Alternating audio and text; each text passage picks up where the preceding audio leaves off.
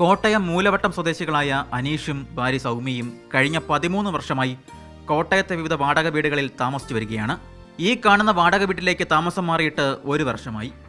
ഭർത്താവ് അനീഷ് കഴിഞ്ഞ 4 വർഷമായി ശരീരത്തിൽ യൂറിക് ആസിഡ് കൂടിയതിൻ്റെ ചികിത്സയിലാണ്. സൗമ്യ വീട്ടുജോലിക്ക് പോയാണ് വാടക തുകയായ 8000 രൂപ കണ്ടെത്തുന്നത്. രണ്ടാമത്തെ മകൾ അമന്യ കഴിഞ്ഞ മാസം 2 ആഴ്ചയിലധികം ആശുപത്രിയിൽ ചികിത്സയിലായിരുന്നു. ഇതിനെ തുടർന്ന് വാടക നൽകാൻ കഴിഞ്ഞില്ല. ഈ മാസം 20-നകം വാടക നൽകിയില്ലെങ്കിൽ വീട്ടിൽ നിന്ന് ഇറങ്ങണമെന്നാണ് വീട്ടുടമയുടെ നിർദ്ദേശം.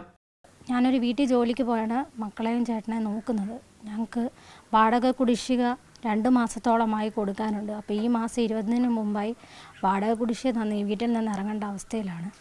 ഞങ്ങളെ എല്ലാവരും കൂടെ ഒന്ന് സഹായിക്കണം. 4 വർഷമായിട്ട് യൂറിക് ആസിഡ് മരുന്ന് കഴിച്ചുകൊണ്ടിരിക്കുകയാണ്.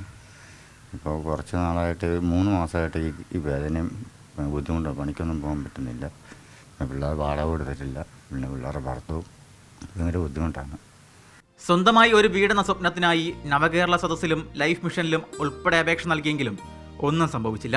സഹായത്തിന്റെ കരങ്ങളുമായി ആരെങ്കിലും വരും എന്ന പ്രതീക്ഷയിലാണ് ഇന്ന് ഈ കുടുംബം. ആരും വന്നില്ലെങ്കിൽ ഈ 3 കുരുന്നുകളുമായി തെരുവിലേക്ക് ഇറങ്ങേണ്ട അവസ്ഥയും. മാതൃഭൂമി ന്യൂസ്, കോട്ടയം.